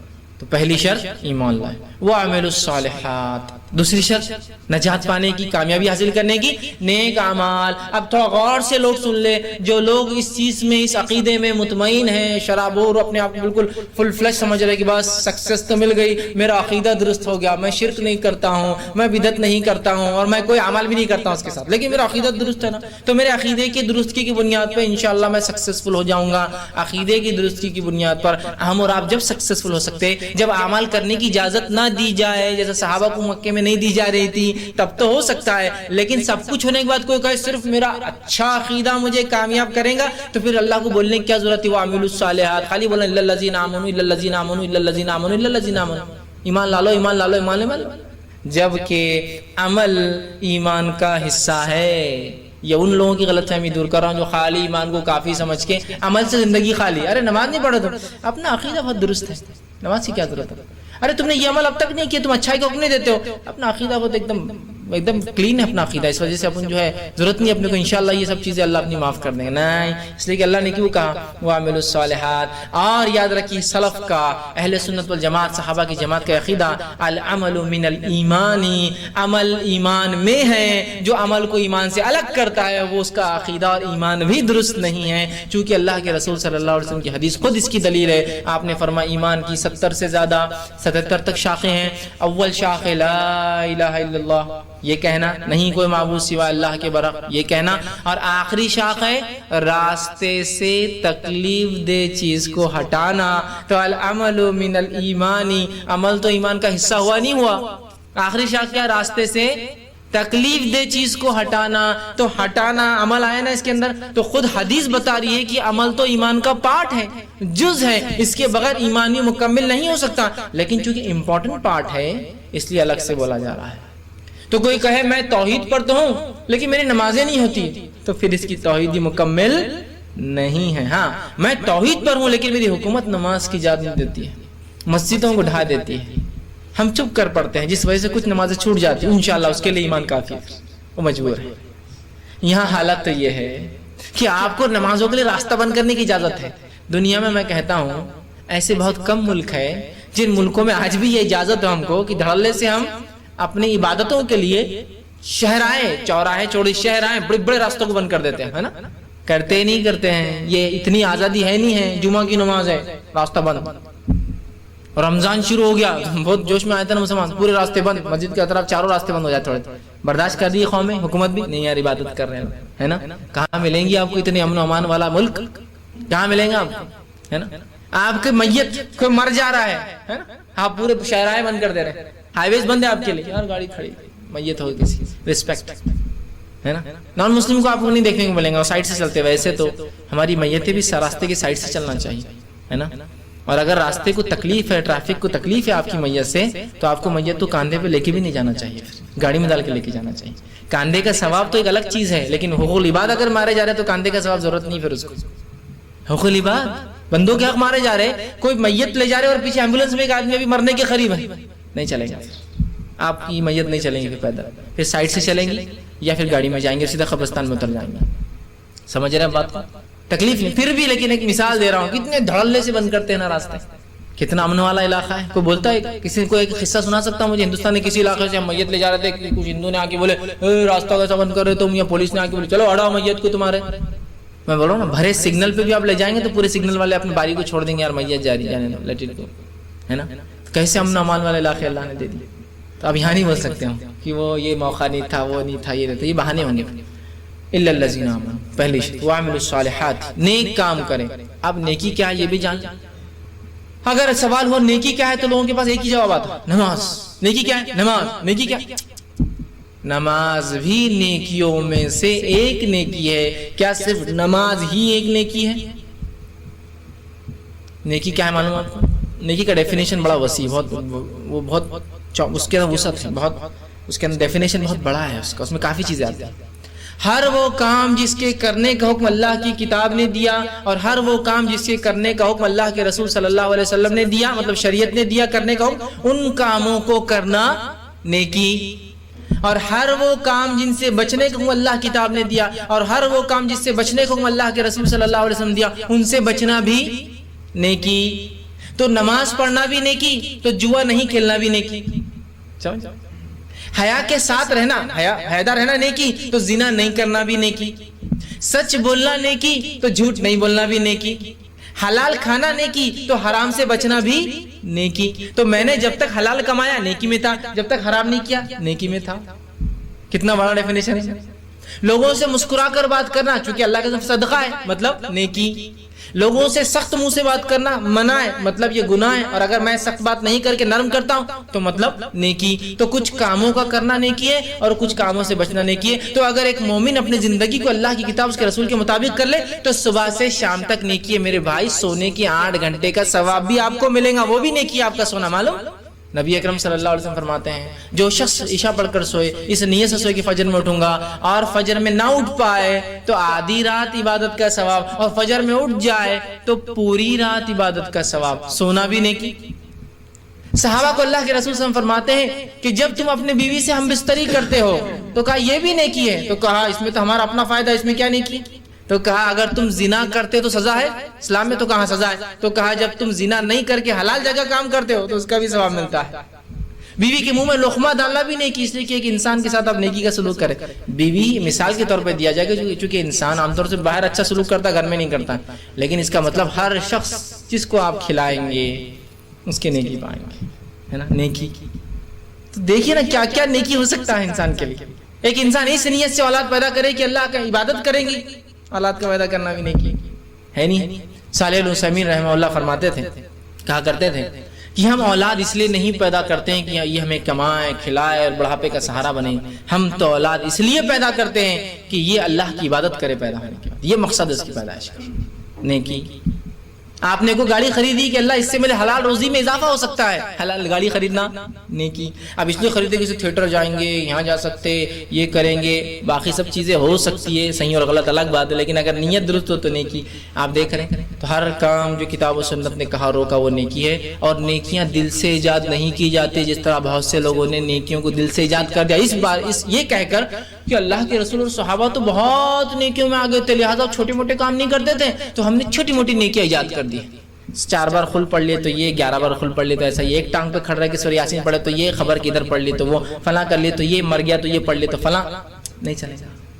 نیکی بتا دی گئی ہے, نیکی ایجاد نہیں کرنا ہے. کیوں تو یہ ایک عقیدہ عجیب بن گیا ہے کہ صحابہ وہ تو بہت نیکیوں میں آگے تھے, لہٰذا ہم کو نیکی کرنے کچھ تو نیا کام کرنا پڑے گا, لہٰذا نیکی کے نام پر بدعتیں ایجاد کی جا رہی ہیں.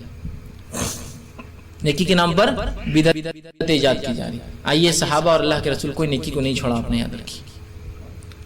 صحابہ ایک مرتبہ جو ہے ترمذی کی روایت ہے, جامع ترمذی کی, کچھ صحابہ جو غریب تھے مالی اعتبار سے, پیسے کم تھے ان کے پاس, غریب لوگ تھے, آئے اور کہا اللہ کے رسول یہ مالدار صحابہ نمازی پڑھتے ہیں، روزہ رکھتے ہیں، زکات جو ہے حج کرتے ہیں، جہاد کرتے ہیں، لیکن ان کے پاس پیسہ ہونے کی وجہ سے یہ حج بھی کرتے ہیں، جہاد میں پیسہ خرچ کرتے ہیں، تو لہٰذا ہم سے کیونکہ لوگوں کو لگا انبیاء بولے تو اسپیشل کچھ خاص، جو انسان جو عام کام کرتے ہیں ان کو ضرورت نہ اس کو، ان کو نہ کوئی دکھ ہوتا ہو، نہ تکلیف ہوتی ہو، نہ ان کو آزمائش سے گزرتے ہو، فلاں وہ سوچتے تھے ایسے. ان کو لگا یہ کیا ہے، یہ تو ہمارے جیسے ہی کام دھام کرتے ہیں. اور ہم نے دیکھا آدم علیہ السلام کاشتکار تھے، کھیتی باڑی کرتے تھے. ادریس علیہ السلام کے تعلق سے آتا ہے کہ آپ درزی تھے. موسیٰ علیہ السلام کے تعلق آپ آرکیٹیکٹ یا جس کو کہیں گے بلڈنگز وغیرہ کنسٹرکشنز کرتے تھے. عیسیٰ علیہ السلام کے تعلق سے بائبل کہتی ہے کہ آپ بڑائی تھے، کارپینٹر تھے. نبی اکرم صلی اللہ علیہ وسلم پہلے مرحلے میں زندگی کے چرواہے تھے، اس کے بعد تاجر تھے، اس کے بعد ایک بڑے تاجر تھے.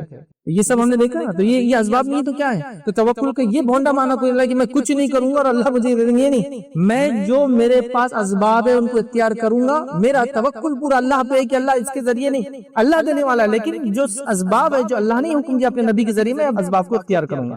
اللہ رب العزت کو معجزہ دکھانا ہے. معجزے کیا ہوتے ہیں؟ یہ کسی فزیکل لاز کو نہیں مانتے ہیں، یہ ہر فزیکل لاز کو ڈیفائی کر دیتے ہیں، اس کے خلاف جاتے ہیں معجزے. جیسے کہ ایک لکڑی کا سانپ بن جانا، ایک نان لیونگ تھنگ کا لیونگ تھنگ وجود میں آنا ناممکن ہے. یہ کسی فزیکل لا طبعی قوانین کے خلاف ہے، اس کو بولتے ہیں معجزہ. لیکن ان معجزوں کو بھی اللہ رب العزت سیدھے نہیں کرتا ہے، انبیاءوں سے کہتا ہے پہلے جو اسباب ہے اس کو اختیار کرو. نبی اکرم صلی اللہ علیہ وسلم ایک جنگ کے اندر ہے، آپ نے کہا کہ پانی کا پہلا جو بھی ذریعہ ملیں گا چشمہ، کوئی اس میں ہاتھ نہیں ڈالیں گے جب تک میں نہیں پہنچوں گا.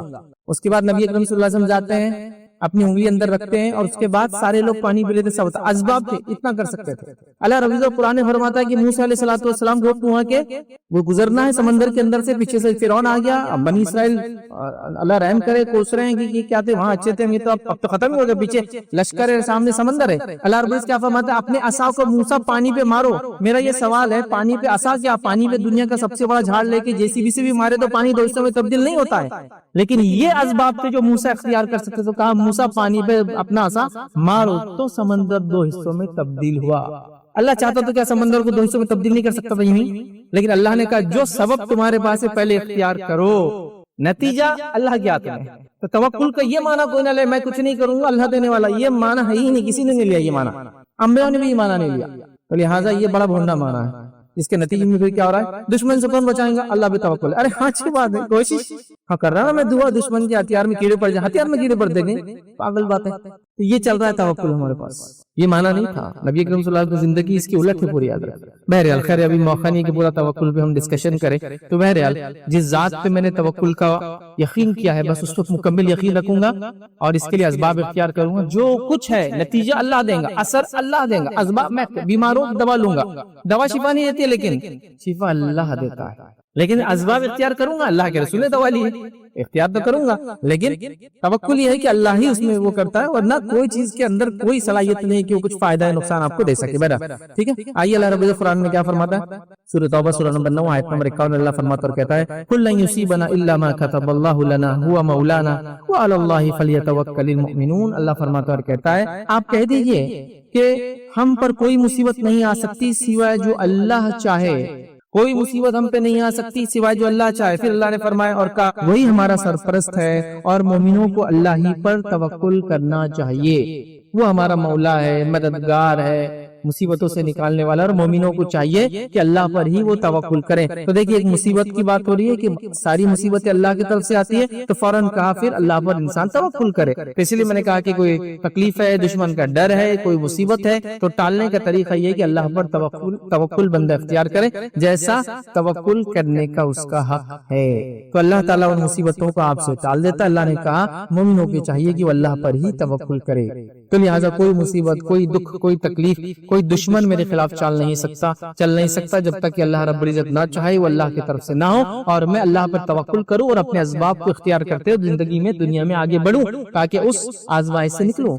یہ بات بھی آپ سمجھ لیں، کوئی آزمائش اگر اللہ کی طرف سے بھی ہو تو اس کو ہٹانا ہمارے لیے ضروری ہے. آپ یہ نہیں کہہ سکتے کہ میں اس میں چلتا جاؤں گا.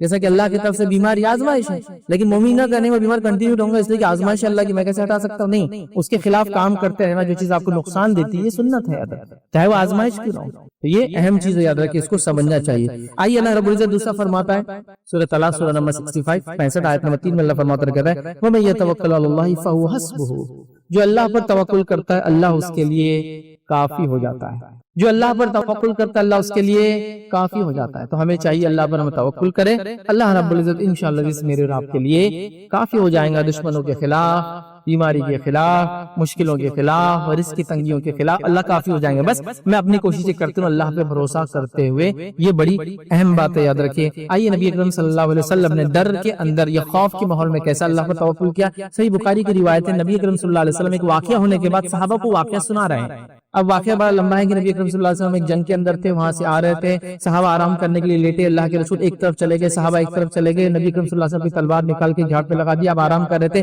ایک شخص آیا اور اس نے نبی اکرم صلی اللہ علیہ وسلم کی تلوار نکال لی میان میں سے اور اللہ کے رسول صلی اللہ علیہ وسلم کے سر پہ کھڑا ہو گیا اور کھڑا ہو کے یہ الفاظ کہا جو اللہ کے رسول نے بعد میں صحابہ کو سنایا کہ اس شخص نے میرے ساتھ ایسا کیا تھا اور ابھی وہ شخص دیکھو یہاں بیٹھا ہے کیونکہ بعد میں ایمان لا لیا تھا، تو کہ یہ بیٹھا ہے اس نے یہ کیا، تو کیا کیا وہ شخص نے، تلوار نکالی اور کہا، اس نے کہا کہ اب تمہیں مجھ سے کون بچا سکتا ہے محمد۔ وہ ایک مومن نہیں تھا، کافر تھا اور وہ طاق میں تھا اور نبی اکرم صلی اللہ علیہ وسلم بہت دیر سے پیچھے تھا، اب اس کو لگا کہ موقع ہے، آپ صلی اللہ علیہ وسلم اٹیک کر سکتا ہے۔ نبی اکرم صلی اللہ علیہ وسلم نے جب آنکھ کھولی، سوئے وہ آدمی گھبرایا تھا، ڈر جاتا ہے، دشمن سامنے کھڑا ہے، تو نبی اکرم صلی اللہ علیہ وسلم اس نے کہا کہ تم کو مجھ سے کون بچائیں گا، تو آپ نے کہا کہ اللہ کے رسول فرمایا، میں نے اس سے کہا جو صحابہ کو قصہ سنا رہے ہیں کہ اللہ تعالیٰ بچائیں گا۔ سمپل سادی بات، اللہ پہ توکل اسی کو کہتے ہیں، کیونکہ اب کچھ بھی نہیں کہہ سکتا نا آدمی۔ دیکھیے اب ایسے سٹیٹ میں ہے کہ دشمن سر پہ تلوار لے کے کھڑا ہے، اسباب اختیار کرنے کا ٹائم میں نہیں، چونکہ آپ نیند میں سے اٹھتے ہیں نا تو آپ کے ہاتھ پر ایک طرح سے شل رہتے ہیں، اتنا اس میں رفتار نہیں ہوتی ہے، سستی ہوتی ہے، اچانک آپ ایکشن نہیں لے سکتے ہیں، تو آپ کوئی کھڑا ہو جائے اور تلوار ہے، دیکھیے اس کا اپر ہینڈ ہے، جس کا معنی یہ کہ وہ اٹیک کر سکتا ہے، تو آپ نے سمپل کہا اللہ، کہا کہ تمہیں محمد مجھ سے کون بچائیں گا، آپ سے فرمایا اللہ۔ اس نے پھر کہا کہ آج تم کو مجھ سے کون بچائیں گا، پھر سوال کر رہا ہے، نبی اکرم صلی اللہ علیہ وسلم نے کہا اللہ۔ اس کے بعد اس کے ہاتھ سے تلوار گر گئی اور وہ ایک طرف جا کر بیٹھ گیا۔ پھر اللہ کے رسول نے قصہ صحابہ کو سنا اور کہا وہ دیکھو بیٹھا ہوا ہے وہ جو ابھی یہ کہہ رہا ہے، مطلب نبی اکرم صلی اللہ علیہ وسلم کے توکل کو دیکھ کر وہ پست ہو گیا، یار یہ آدمی ڈر نہیں رہا، میں اس پہ اٹیک کرنا، اس کو مارنا چاہ رہا ہوں اور یہ کہہ رہا اللہ بچائیں گا، مطلب یہ واقعی میں اللہ کا رسول ہے جو ڈر نہیں رہا، ایسی حالت میں بھی یہ نہیں کہہ رہا بچنے کو بھاگ نہیں رہا۔ ہوتا نا جھوٹا آدمی تو گر جائے گا، معافی مانگ لے گا، کیا کچھ نہیں کر لیں گا، اللہ ختم فنش، اور تلوار اس کے ہاتھ سے گر گئی اور اس کے بعد وہ سائیڈ میں جا کر بیٹھ گیا۔ کچھ روایتوں میں اور بھی الفاظ ہے کہ اللہ کے رسول نے تلوار اٹھائی پھر اس سے کہا بہرحال، لیکن اس واقعے کے اندر صحیح بخاری میں اس پہ معاملہ ختم اور وہ بازو جا کر بیٹھ گیا۔ تو دشمن کے ڈر سے اللہ کے رسول نے توکل کیا۔ آئیے توکل کا جو میں نے دوسرا کہا تھا اس سے بھی اس کا گہرا تعلق ہے، وہ اس طرح سے یاد رکھیے کہ انسان رزق کے لیے بڑی جدوجہد کرتا ہے، لیکن اللہ پہ توکل کرنے کے اندر رزق چھپا ہے۔ اللہ پہ بھروسہ کریں گا تو انسان رزق اس کو ملے گا، اور یہ بات صرف اس کے لیے نہیں جو رزق کماتا ہے، جو نہیں بھی کماتا ہے اس کا کام بھی رزق کے لیے اللہ پہ توکل کرے۔ ایسا عورتیں ہوتی کمانے دھمانے نہیں جاتی ہے نا، لیکن اس کا معنی یہ نہیں ہے وہ توکل کریں گے اللہ پر، اپنے بچوں کو توکل سکھائیں گے، اپنے ہسبینڈ اپنے شوہر کو توکل سکھائیں گے، پوری فیملی مل کے توکل کریں گے۔ توکل کا ثمرہ یہ ہوگا کہ ان کو رزق ملے گا، یہ کوئی ضروری نہیں کہ وہ کماتا ہو یا نہیں کماتا ہو۔ تو بہرحال توکل کے تعلق سے جو واقعہ آتا ہے وہ اس طرح سے یاد رکھیے کہ نبی اکرم صلی اللہ علیہ وسلم فرماتے اور کہتے ہیں، حضرت عمر کو غالباً ایک روایت کے اندر اپنے الفاظ کہتے ہوئے یہ ہے، اگر تم اس طرح سے اللہ پر توکل کرو جس طرح سے اس پر توکل کرنے کا حق ہے، اگر تم اللہ پر ویسا بھروسہ کرو جیسا اس سے بھروسہ کرنے کا حق ہے، تو تم کو وہ ویسے ہی رزق دیں گا جیسے چڑیاؤں کو پرندوں کو رزق دیتا ہے کہ خالی پیٹ اپنے گھونسلوں سے نکلتے ہیں اور بھر پیٹ شام میں گھونسلوں میں واپس آتے ہیں۔ اگر تم اللہ پر توکل کرو ویسا جیسے توکل کرنے کا حق ہے تو اللہ ویسے ہی تم کو روزی دیں گا جیسے پرندوں کو روزی دیتا ہے کہ وہ بھوکے پیٹ گھر سے نکلتے اور بھر پیٹ واپس آتے ہیں۔ اس حدیث کے اندر خود یہ بتا دیا گیا توکل کے اندر کوشش شامل ہے۔ پرندے گھونسلوں میں بیٹھ کر منہ کھول کر اللہ پہ توکل نہیں کرتے، گھونسلوں سے نکلتے ہیں اور بھر پیٹ آتے ہیں، لیکن حدیث کے اندر یہ آ گیا توکل میں کوشش شامل ہے، مطلب گھر سے نکلو، اللہ تعالیٰ کا ذمہ ہے تمہیں رزق دینے کا، اور جب تک اپنے رزق کا آخری نوالا میں نہیں کھاؤں گا، میری قضا میری تقدیر مجھ پہ غالب نہیں آئیں گی، موت مجھ پہ نہیں آئیں گی، وہ آخری لقمہ مجھے ڈھونڈتے ہوئے آتا ہے، پھر اس کے بعد ہی میں مروں گا، سمجھ رہے ہیں؟ تو لہٰذا کوشش مجھے کرنا ہے، کیونکہ مجھے معلوم نہیں میری تقدیر میں کیا ہے، میں کوشش کر رہا ہوں۔ تو پرندے بھوکے نکلتے ہیں، بھر پیٹ آتے ہیں۔ صحابہ آئے مکہ سے ہجرت کر کے مدینہ صبح نکل رہے تجارت کے لیے، شام اپنی رزق لا رہے، حالانکہ انصار چاہ رہے کہ اپنا دے ان کو، لیکن وہ کہہ رہے بھائی ضرورت نہیں دینے کی، ہم کوشش کرتے ہیں۔ توکل یہ ہے ادا، تو لہٰذا اللہ پہ توکل کرے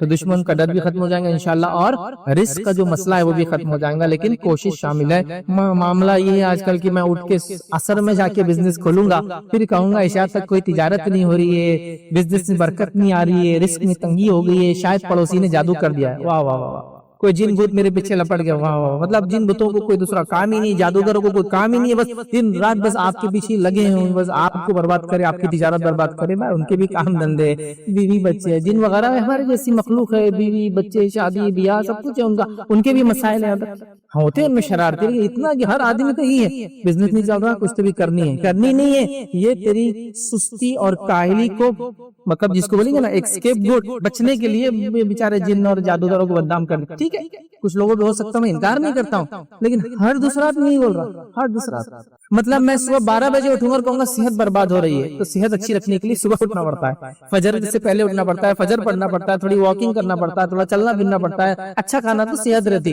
12 بجے اٹھ کے بول رہے ہیں آپ 4 بجے سو کر کے صحت خراب ہو رہی، صحت کا آپ کی ہر چیز برباد ہونے، صحت بھی خراب ہوگی، تجارت بھی برباد ہوگی، امن و امان بھی برباد ہوگا، چونکہ حدیث میں الفاظ ہے جو فجر کی نماز پڑھتا ہے اللہ کے امان میں آ جاتا ہے، اللہ کی سیفٹی میں آ جاتا ہے، فجر نہیں پڑھا تو سیفٹی سے باہر چلا گیا آٹومیٹک۔ بہرحال کوشش ضروری ہے، تو توکل اصل ہے۔ 10واں اصول جو آج ہم دیکھیں گے، یاد رکھیے، جو دنیا کی بہترین زندگی کے لیے وہ اصول یاد رکھیے، قناعت پسندی۔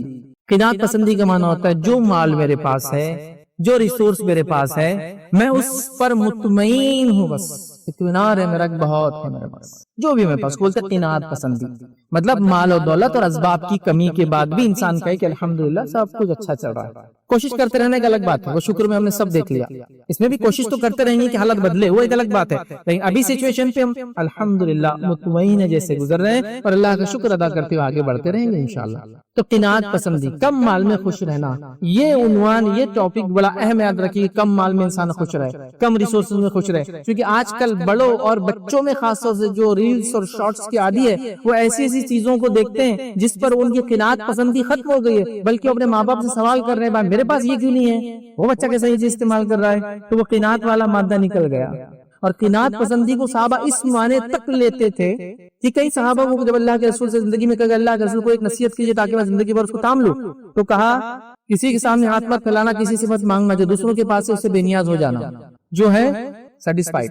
آج کل وہ جو میں نے کہا نا، یہ دور ہے، دنیا میں کیا ہو رہا ہے وہ دکھ رہا ہے ہر جگہ سے، تو آدمی قناعت پسندی کے خلاف ناشکری کلمات ادا کر رہا ہے، قناعت کے خلاف بچے بڑوں سے سوال کر رہے ہیں، ان کا بچہ یہ کرتا ہے تو بھائی میری سچویشن بیٹا یہ ہے، تم اس کے اعتبار سے بات کرو، نہ بڑوں کو سمجھنا، چھوٹوں کو سمجھنا، بیوی کو سمجھنا، شوہر کو سمجھنا۔ کبھی مرد بھی ایسے ہوتے ہیں جو بھکاری ہوتے ہیں، بیوی کے گھر والوں سے منگا رہے ہیں، اور ان کا ہی مسئلہ قناعت پسندی کا۔ کبھی عورتوں کا معاملہ ہے کہ شوہر لا کر دے رہا ہے لیکن وہ سرٹیفائڈ نہیں، میری بہن تو ایسا جیتی ہے، تمہارا بھائی تو ایسا جی رہا ہے، ہمارا پڑوسی تو 2 چاک سے 4 چاک، مطلب 2 ویلر سے 4 ویلر چلا گیا ہے، ایک چھت سے دوسری چھت پڑ رہی ہے، اپنی تو ابھی تک 3 کی چل رہی ہے، تم سود پہ پیسہ نہیں لے سکتے کیا، تم بھی رشوت لو، رشوت کیا وہ حلال ذریعہ انکم کا، وہ بھی ہم اس لیے کہ الگ الگ خیاس آ رہی ہیں، اپنی دلیلیں، اور بس قناعت کے خلاف۔ یاد رکھیے گا ایسا کرپٹ معاشرہ پھر ہم دیکھ رہے ہیں، اسی کو انتہا نہیں، تو لہٰذا ہم قناعت پسند بنیں گے، جو کچھ اللہ نے دیا مال و دولت نعمتیں اس پہ اپنے مطمئن رہیں گے اور شکر ادا کریں گے اور آگے بڑھتے رہیں گے، یاد رکھیے، ٹھیک ہے۔ کم مال میں خوش رہنا، اس کو ہم کہیں گے قناعت پسندی ہے۔ صحیح مسلم کی روایت ہے، اللہ کے رسول صلی اللہ علیہ وسلم نے کہا تم اس شخص کی طرف دیکھو جو دنیا کے اعتبار سے تم سے کمتر ہو، اور اس شخص کی طرف مت دیکھو جو دنیا کے اعتبار سے تم سے بڑا ہوا ہو، کیونکہ اس طرح تم اللہ کی نعمتوں کو حقیر نہیں سمجھو گے۔ مطلب قناعت پسندی اختیار کرنے کا طریقہ یہ ہے کہ اپنوں سے نعمتوں میں کم لوگوں کو دیکھنا، اپنے سے نعمتوں میں زیادہ لوگوں کو نہیں دیکھنا چاہیے، اس سے قناعت پسندی آ جاتی ہے۔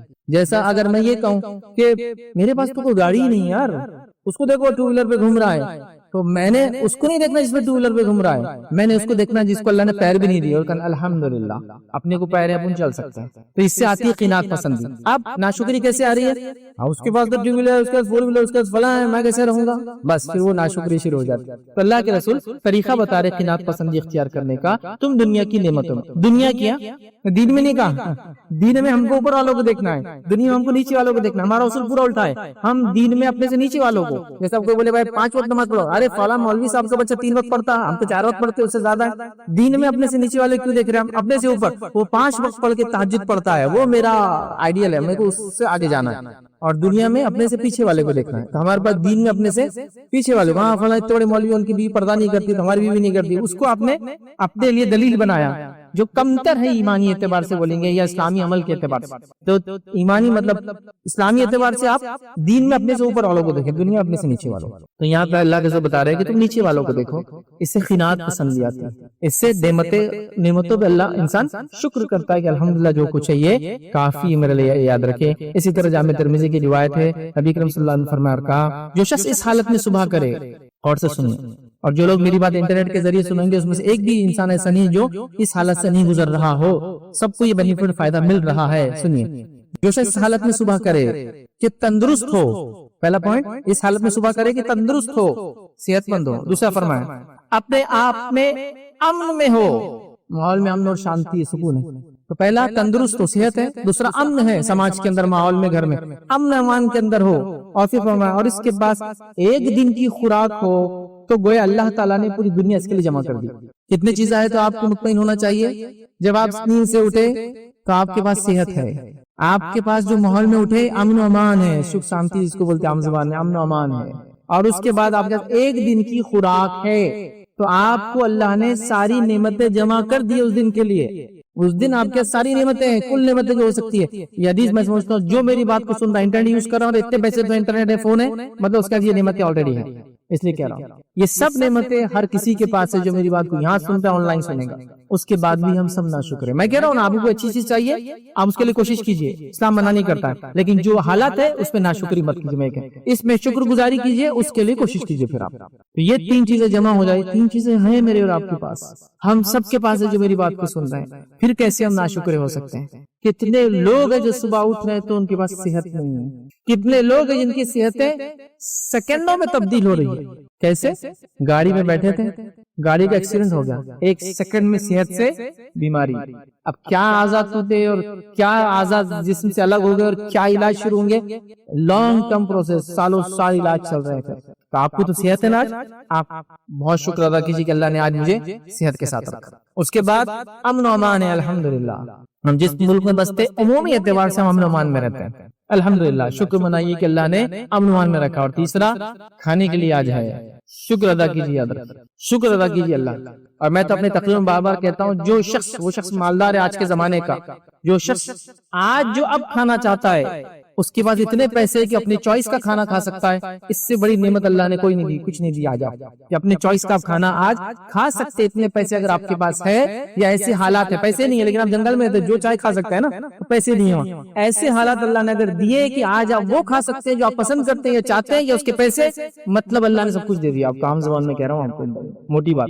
تو آج ہم میں سے ایسا کوئی شخص نہیں ہے، آج کل تو حالات باہر کے کھانے کی چل رہے ہیں، سب ہر چیز آدمی پسند کی کھا رہا ہے، اس سے زیادہ ہمیں کیا چاہیے؟ اور اس پہ شکر گزاری بڑھنے کے بدلے ناشکری کا گراف بڑھتے ہی چلا جا رہا ہے۔ یہ تھوڑی ملا خالی سٹارٹرز ملے 3 سٹارٹر 3 ملے تو خالی 3 سے کیا ہوتا، 5 ہونا، 5 ملے تو خالی 5 سے کیا ہوتا، 10 ملنا، اس کے بعد گریویز اتنے ہونا چاہیے تھے، اس سے کیا ہوتا فلاں، اس کے بعد میٹھا ہونا، میٹھے کے ڈیزرٹس کے اتنے ٹائپ ہونا، اس کے اندر فلاں ہونا، اس کے بعد فلاں ہونا، اس کے پہلے کے لوازمات، اس کے بعد ہی مطمئن نہیں کہہ رہا کہ ہلکٹ لوگوں کی شادی تھی، ہلکٹ لوگوں کہاں رہا، اتنا کرتے کہ ہم نے تو اتنا کیے تھے، فلاں تو اتنا کر رہا ہے، چونکہ وہ نعمتوں میں اوپر والوں کو دیکھ دیکھ کے حالات ایسی ہو چکے ہیں ہمارے۔ کبھی راستے سے گزریے، کسی کھیت میں بیٹھے ہوئے انسان کو دیکھیے، وہ ہاتھ میں کڑک، مطلب پلیٹ بھی نہیں اس کے پاس، کڑک روٹی ہوتی ہے، جوار، باجرا یا پرانی روٹی جو کڑک ہو جاتی ہے تو پلیٹ بن جاتی ہے ایک طرح سے، پھر اس کے اندر تھوڑا سا نمک ہوتا ہے، تھوڑی سی مرچی کھاتے ہیں، وہ گرین چلی ہری مرچی ہوتی ہے، تھوڑی سی پیاز کا بھی اس کے ساتھ ہوتی ہے، اور آپ دیکھ رہے ہو لائف کو انجوائے کر رہا ہے، وہ کھا رہا ہے اپنے کھیت کے اندر اور وہ خوش ہے۔